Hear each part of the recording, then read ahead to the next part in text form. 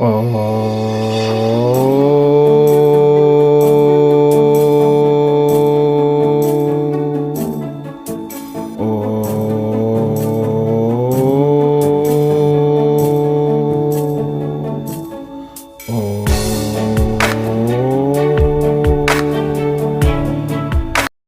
जी हाँ, यदि माँ चाहे तो जैसा बच्चा वो चाहती है वैसा पैदा हो सकता है। माँ चाहती है कि उसका बेटा इंजीनियर हो सकता है। माँ चाहे कि उसका बेटा डॉक्टर हो सकता है।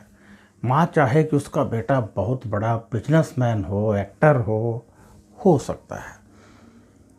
क्या आप जानते हैं कि जब माँ के गर्भ में बच्चा आता है, 9 महीने रहता है, तो जैसी जैसी सोच माँ बनाती है वैसी वैसी सोच बच्चे की बनने लगती है। जिन लोगों से उस समय में माँ नफरत करती है, पैदा होने के बाद बच्चा भी उन लोगों से नफरत कर रहा होता है। तो इसका अर्थ ये हुआ कि माँ की सोच पूरी तरह से बच्चे के दिमाग पर असर करती है और उसकी जो संरचना है वो उसी ढंग से हो जाती है। तो यदि आप चाहें कि आपका बच्चा इंजीनियर बने, डॉक्टर बने, तो आपको कुछ प्रयोग करने हैं जिससे कि फिर वैसा ही होगा जैसा आप चाहते हैं। जैसे ही गर्भ ठहरता है, माँ अपने पेट पर हाथ रखकर अपने गुरु, अपने परमात्मा का पाठ किया करे और जब जाप कर ले तो फिर इच्छा किया करे। जैसी वो इच्छा करती रहेगी बच्चा वैसा ही बनेगा।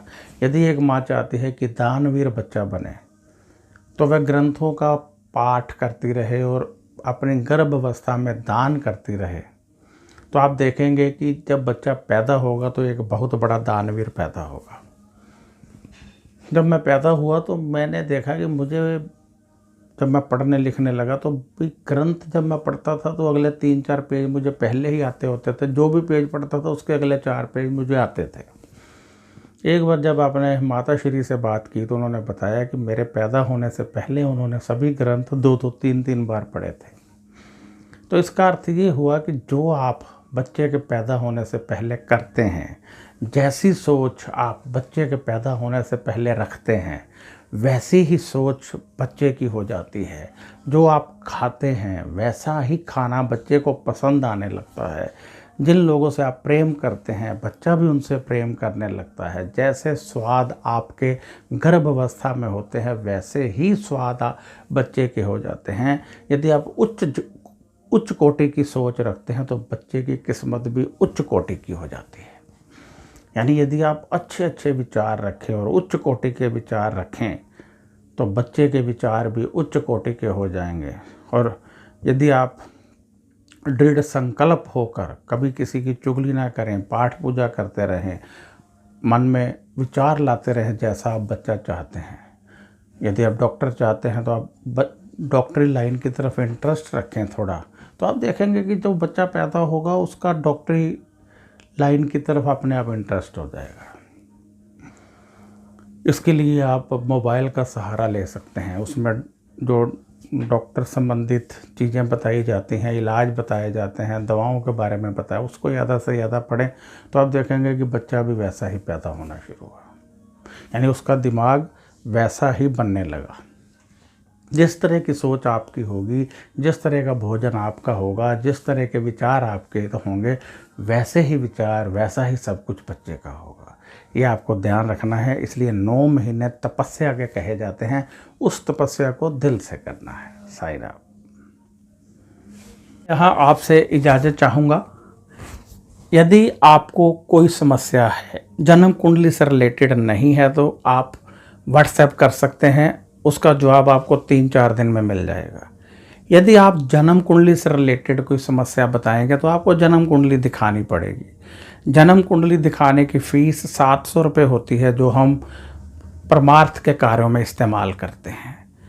700 रुपया आपसे लेते हैं तो हम सेवा भाव में लोगों में भी इस्तेमाल करते हैं। तो ये जन्म कुंडली यदि आपने दिखानी है वो भी आपको व्हाट्सएप पर ही भेजनी पड़ेगी। जवाब उसका आपकी जन्म कुंडली के अनुसार मिलेगा। साधारण जन्म कुंडली है तो 3-4 दिन में मिल जाएगा। यदि कोई योग है, कोई प्रॉब्लम है कुंडली में, तो समय लग जाता है, क्योंकि हम आम एस्ट्रोलॉजर की तरह नहीं देखते हैं कि महादशा अंतरदशा देखी और उसी समय बता दिया लाभ हो ना हो। हम उसकी पूरी स्टडी करते हैं, इसमें कौन कौन सा योग है, कैसे योग बनेगा, कैसे लाभ होगा। यदि हमें योग मिल जाए तो उसमें फिर टाइम लगता है, इसलिए समय जरूर दिया कीजिए जहाँ भी एस्ट्रोलॉजर को आप जन्म कुंडली दिखाते हैं। हाँ, लाभ आपको अवश्य होगा, ज़िंदगी आपकी बदल जाएगी, ये बात पक्की है। तो आप यदि जन्म कुंडली दिखाना चाहते हैं तो आप जन्म कुंडली दिखा सकते हैं। यदि आप कोई सवाल पूछना चाहते हैं पूछ सकते हैं। फालतू के मैसेज कृपया मत किया करें, जो आप चित्र भेज देते हैं, फूलों की फ़ोटो भेज देते हैं, वो मत भेजा करें, वो हमें डिस्टर्ब करते हैं। हमें आप भगवान का नाम लिखकर भेजेंगे तो हमें खुशी होगी, फालतू के मैसेज देखकर खुशी नहीं होती है। और वैसे भी जब आप अपना कोई सवाल लिखकर 5 मैसेज दूसरे इधर उधर के भेज देते हैं तो आपका सवाल बीच में दब जाता है, पता ही नहीं चलता और हमें लगता है ऐसे ही किसी ने भेजा है, हम उसको छोड़ के आगे चले जाते हैं। इसलिए जब आप सवाल लिखें तो फिर कोई मैसेज मत करें ताकि सीधा ध्यान सवाल की तरफ जाए। तो अब इजाज़त दीजिए, नमस्कार। और फ़ोन मत कीजिए, फ़ोन यहाँ पर कोई नहीं उठाता है। 9814450802 मेरा नंबर है, व्हाट्सएप भी नंबर है, पेटीएम नंबर भी यही है, व्हाट्सएप नंबर भी यही है, गूगल पे नंबर भी यही है। तो अब इजाज़त दीजिए, नमस्कार, खुश रहिए और अपना ध्यान रखिए। ओम